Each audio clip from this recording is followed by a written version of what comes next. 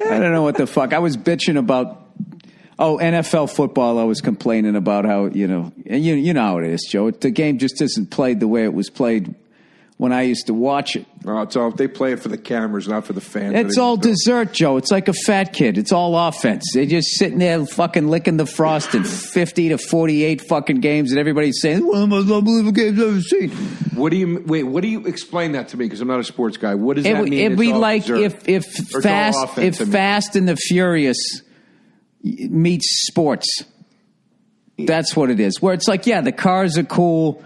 Vin Diesel's cool and all that, but it's just like that was probably a bad example. Like there's people who don't like baseball want to see 100 home runs a game, right?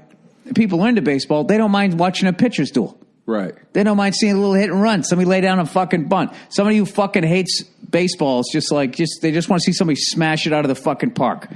So these sports have learned that. So basketball has done it. Hockey is, I think, because of head injuries and shit.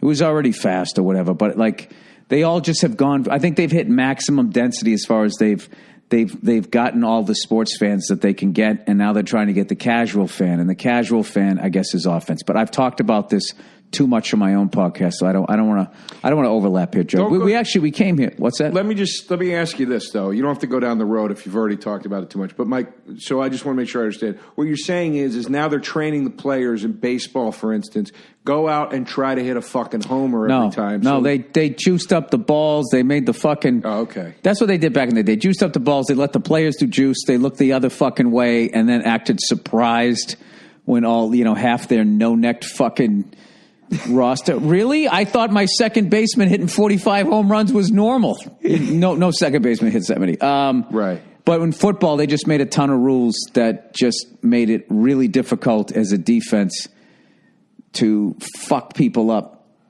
and take control of the game physically, to fucking manhandle an offense, to intimidate the shit out of them. Okay. They took away all of that shit. Like, Joe, you could literally play professional football. You could take a hit as a quarterback now. I'm not saying you'd get up, but you'd at least get the penalty and a first down, and when your backup came in and they dragged your lifeless body off the fucking...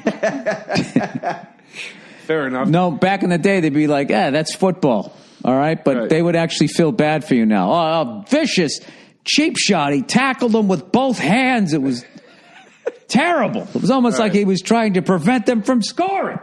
Now, but we didn't come here to talk about this, Joe. All right. This is one tiny sports thing I could actually say that I've actually heard, that I remembered. What's that? Because I remember growing up, somebody broke like Hank Aaron's home run record or some shit. And I remember one kid being like, that's amazing. And then the other kid being like, it's not the same thing. It's not the same thing. Hitting homers now isn't the same thing as Hank Aaron hitting homers. It was harder for him to hit homers. And I never knew what it meant till right now. It's like when Hank Aaron played, the mound was actually higher. So as far as physics go, the guy was fucking throwing the heat and he was coming down at you. Joe, you've gotten in a lot of fights in your life, arguments anyways. Sure. You ever go to a game or something, or a concert or something, and you watch somebody try to fight somebody from the row behind?